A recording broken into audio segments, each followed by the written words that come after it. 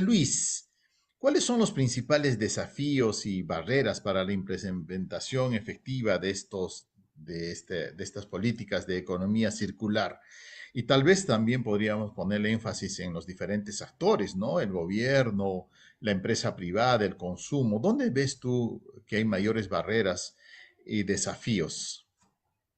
Yo creo que el principal desafío que tenemos es darnos cuenta, todos, sin excepción, que estamos ante un tema que es político, no es económico, Guido. Eso quisiera dejarlo bien claro. Eso te lo digo de una perspectiva liberal clásica. Si algo hemos desarrollado los liberales clásicos es darnos cuenta que hay instrumentos dentro de la economía circular que es de tipo normativo. Quiere decir, todas aquellas acciones que se vayan a implementar para que funcione este sistema de economía circular es jerárquico, o sea, es autoritativo, es decir, es político, tiene que hacerlo alguien. Y ese es un sistema totalmente artificial. Entonces se abre un espacio de discusión política, y no digo solamente de políticas públicas, sino de política en general, porque Juan de Dios felizmente ha abierto ese espectro que yo pensaba que solamente iba a quedar nada más en el ámbito económico, pero él ha mencionado una serie de aspectos que nos lleva a pensar ya no de una reflexión puramente académica, sino política. Y ahí yo lo que veo, el principal desafío es, ¿vamos a seguir la ruta de aquellos que sostienen que para lograr los objetivos de la economía circular tiene que pasar necesariamente por un sistema artificial, un sistema de control, de diseño, de estipulación, de normatividades, de leyes que le quiten las libertades, las propiedades y en cierta manera la calidad de vida de los seres humanos? ¿O nos vamos por la ruta del sistema natural, del sistema espontáneo, del sistema de la libertad, donde los principios para que funcione es garantizar los derechos a la vida, la libertad y la propiedad? Si tú abres ese panorama, vas a encontrar una riqueza en la discusión y no centrarlo nada más en un tipo de agenda, que es la Agenda 2030. La Agenda 2030 estipula dentro de sus acciones el implementar esta economía circular. Entonces, estamos hablando frente a una agenda globalista, frente a una acción de tipo económica, es decir, el libre mercado y el Estado. Y ahí hay dos, como se dice, dos visiones en que muchos de los que yo he podido observar de los casos son contrapuestas. O sea, ponen al Estado, pone a las políticas públicas, pone a la economía circular en confrontación con el libre mercado, quiere decir, con el sistema natural del orden económico, el de las libertades civiles, la propiedad privada.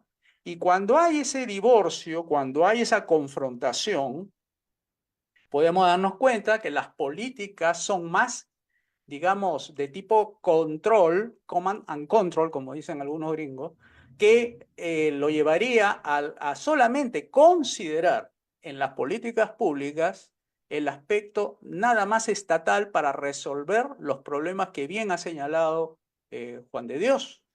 ¿Cómo resuelves el tema climatológico, el tema de la reutilización, de la reparación, del rediseño y todas las R's que están ahí dentro de la economía circular?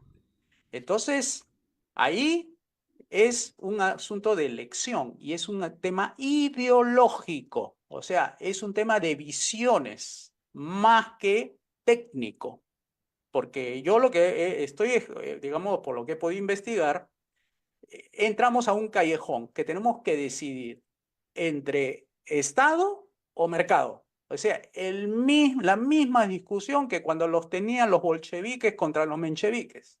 Es decir, ¿quién tenía que comandar las políticas públicas? ¿El mercado o el Estado? Entonces, ahí yo creo que es un punto de inicio, en mi concepto, un punto de inicio de la discusión, que para mí tiene una discusión de tipo político, porque abre muchos flancos dentro de lo que ha hecho Juan de Dios. Te abre una serie de flancos, por ejemplo, lo que él ha señalado, tiene una visión, en mi concepto, apocalíptica, y yo tengo una visión realística del tema ambiental, ¿no? Entonces, para que vean, amigos, y sobre todo los que siguen al Instituto del Futuro, la necesidad de que estos conversatorios se abran, ¿no? De una manera más, digamos, discusión abierta, pública, antes de embarcarnos a una suerte de economía circular sin darnos cuenta qué hay detrás de ese sistema de economía circular, que en nuestro concepto, los liberales clásicos, lo vemos como un sistema artificial frente a la economía, que es una economía natural. Ahí tenemos que optar entre lo que el Estado dice, promueve y sus políticas públicas, o dejamos que los mecanismos del mercado corrijan todas aquellas aspectos de preocupación sobre el tema de la economía circular.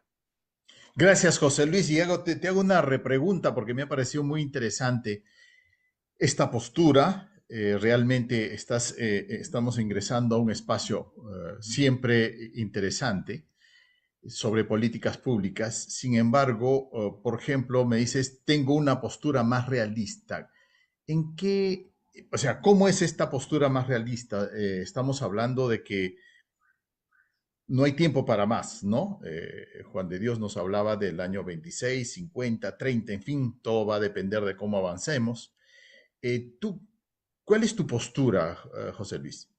En el tema ambiental, lo que nosotros vemos, hay una corriente que yo mucho le hago seguimiento, desde ahí investigo, que se llama ambientalismo de libre mercado. Esto lo promueve el PERC, el Property and Economic Research Center, ahí en Montana, en Estados Unidos, donde él abrió una nueva corriente para ver a la ecología, al ambiente y todo lo que tenga a su alrededor, para explicar qué es lo que está sucediendo con los cambios climáticos, la agenda esta ambiental, etc. Entonces, él detalla, Terry Anderson se llama uno de ellos.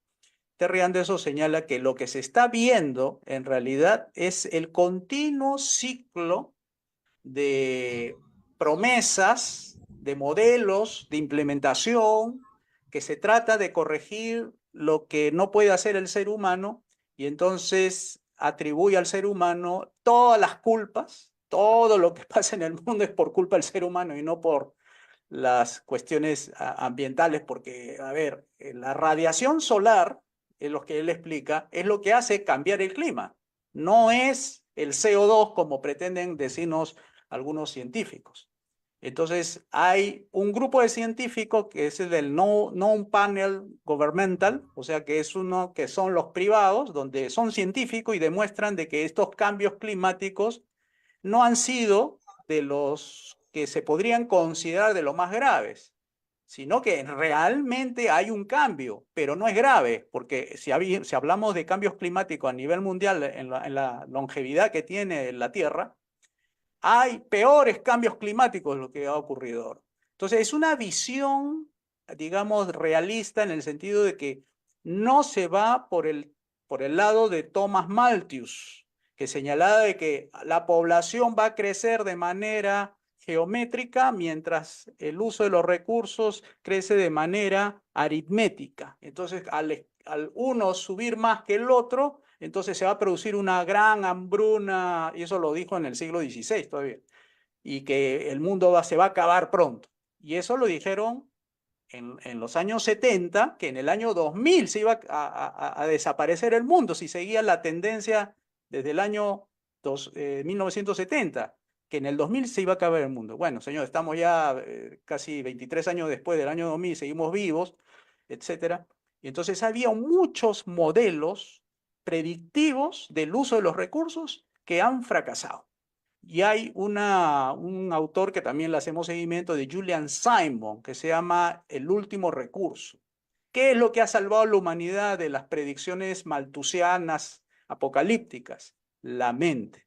Es decir, la mente ha encontrado soluciones que gracias a que ha crecido la población hay mucho más soluciones que antes y eso permite hacer aprovechamientos sostenibles del uso de los combustibles fósiles, como se ha visto que los carros han tenido que reducirse en su tamaño y consiguen la misma potencia que antes. Y hay otros tipos de aprovechamiento, como dicen los amigos, sostenible, ¿no? Entonces, son como, repito, cuestiones reales. Por eso decimos realístico, porque nos vemos en los hechos, no en las promesas agoreras sobre que se va a destruir el mundo dentro de unos años si no hacemos algo. Y eso es para meter miedo. Al finalmente quieren que la gente le entre miedo, le entre pánico para darle al Estado todas las herramientas que tiene para controlarnos y todos trabajar para el sistema, ¿no? Que eso es lo fundamental en la economía circular. Todos tenemos que trabajar para el sistema y se deja de lado las necesidades humanas, poniendo al sistema primero y a los seres humanos después, ¿no?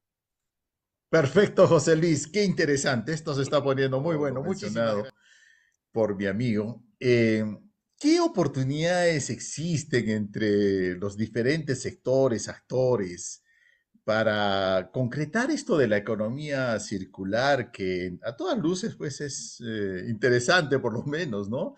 Es un esfuerzo notable y lógico de reutilizar, de minimizar los impactos, cualquiera fuera eso, y hasta lograr economías en esto. José Luis, ¿cuál es tu impresión sobre estas posibilidades de colaboración? ¿Tú qué dirías? Bueno, primero tenemos que decir que el sector privado ya ha estado realizando prácticas sobre economía circular. Es decir, el concepto puede ser nuevo, ¿no? Bonito, atractivo para muchos jóvenes, ¿no? Se entusiasman, dicen voy a colaborar con la naturaleza.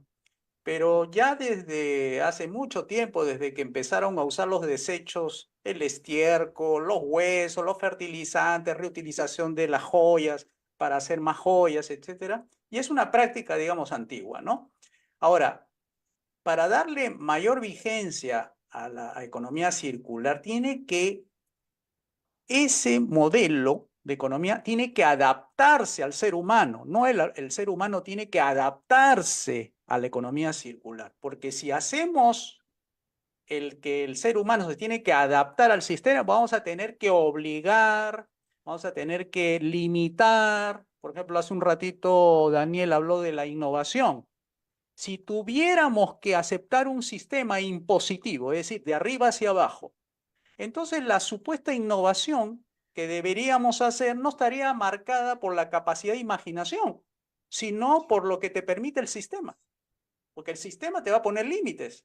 No es que tú te estás adaptando al sistema, entonces no vas a poder ser innovador 100%. Entonces, es muy importante, desde mi perspectiva, es buscar la forma en que el sistema de libre mercado sea el que mande, sea el que construya, sea el que haga la labor de economía circular. Como eso es un sistema natural, es un sistema de la gente, es un sistema de organización económica de manera espontánea, las posibilidades de éxito es mucho mayor a las posibilidades del otro sistema que es obligatorio, limitante, normativo y con castigos, ¿no? Con impuestos, subsidios, y que encima le damos el poder y el control de llevar a cabo ese sistema artificial del Estado a pocas manos. O sea, repetiríamos el mismo error de que cuando se planificaba la economía y se quería que la gente tuviese vivienda, tuviese comida, tuviese ropa, el sistema soviético de control, eso mismo quieren hacerlo, pero en otra forma. Es decir, que el hombre se tiene que adaptar al sistema y no el sistema adaptarse al ser humano. Porque ahí el primer mandamiento de la economía circular es no la naturaleza es primero, es decir, no puede ser dañado. Ese es el mandamiento principal de la economía circular, lo cual nos está poniendo a los seres humanos debajo de la naturaleza. Eso no puede ser. Eso es hacernos esclavos de la naturaleza. Entonces hay que tener mucho cuidado porque son conceptos políticos lo que está en juego. No es un tema económico simplemente de que los desperdicios, sino que para implementar este sistema se requiere mucho control, mucho uso de recursos y darle mucho poder a pocas manos. Y eso es peligroso, porque eso luego se va a traducir en comunismo, dictaduras, gente que cree tener y saber por encima de los millones de personas que tienen cada uno su perspectiva, sus subjetividades, sus libertades, sus propiedades, y eso nos acomodaría pues a un sistema totalmente opresor. Desaparecería el libre mercado, desaparecería la eficiencia y sería al final una economía circular para algunos, porque no todos lo van a poder cumplir y se va a informalizar más la economía, porque el sistema como tal hay que implementarlo. Los costos iniciales, su implementación es bien caro. No es una cosa fácil hacer cambios primero de hábitos de la persona, de las maquinarias, de los equipos, de los sistemas, de los procesos y todo internamente. Entonces, ¿qué estás hablando? De un sistema impositivo, ¿no? Entonces, que está forzando a la gente a hacer algo que por su propia voluntad no lo haría. ¿Por qué? Porque está impuesto, ¿no? Entonces hay que buscar soluciones de libre mercado que apunte a eso, a esas preocupaciones. ¿Cuáles son? La reutilización, la reparación, la renovación, la reducción, la reinserción y todo eso. Se puede, pero hay que crear mecanismos institucionales, reforzar bien los derechos de propiedad para la parte de la naturaleza que no está bien definida. Por ejemplo, artículo 66 en el Perú es uno que dice que los recursos naturales son patrimonio de la nación, traducido en términos políticos, el Estado. Y el Estado es el dueño, se supone, ¿no?, del que debe preservar la selva de Madre de Dios. Y miren cómo está la selva de Madre de Dios, tala ilegal. Minería que también han convertido en una minería que arrasa con todo. ¿Y eso quién es de su responsabilidad? El gobierno. O sea, el gobierno no tiene el poder suficiente para poder resolucionar estos problemas. Para eso hay que generar espacios de propiedad privada en esos lugares para que la gente defienda lo suyo y tenga efectividad la reutilización y todas esas R's, porque no hay manera de defender la naturaleza sino siendo tú el dueño de esos recursos económicos de origen natural que va a hacer que haga esa tarea de la economía circular. Gracias, José Luis. Solo un comentario adicional de José Luis. ¿Cuál es tu opinión de los objetivos de desarrollo sostenible? Son buenos en su concepto, es decir, el llegar a tener, ¿no?, ese tipo de objetivos. Por ejemplo, ¿quién no quiere solucionar la pobreza, ¿no? Pero el tema es que la implementación de esas medidas están sesgadas para que los estados lo hagan, los gobiernos lo hagan, no el espacio privado. Y entonces utilizan las políticas públicas, por ejemplo, este tema de la inclusión. Entonces utilizan políticas públicas de inclusión financiera, haciendo discriminación por un lado, positiva me refiero, ¿no? Discriminación positiva para que la tasa de interés le llegue a menor precio a las MIPES, por ejemplo, ¿no? Ese es un tipo de sesgo natural de de estas políticas cuando tratan de implementar algo que puede ser, como dicen, ¿no?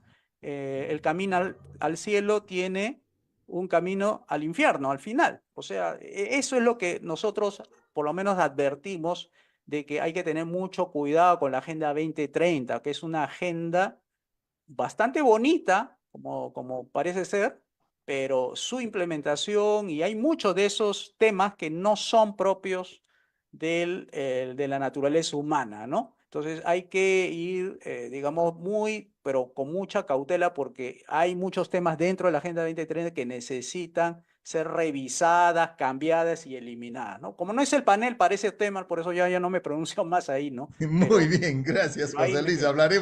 Hablaremos de este tema. Me pareció muy interesante, pero quería saber tu posición. José Luis. Gracias.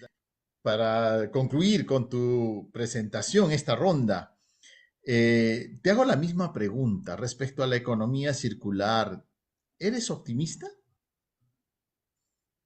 Seré optimista si es que encontramos los mecanismos políticos para asegurar que la libertad de las personas, su propiedad y su vida estén garantizadas.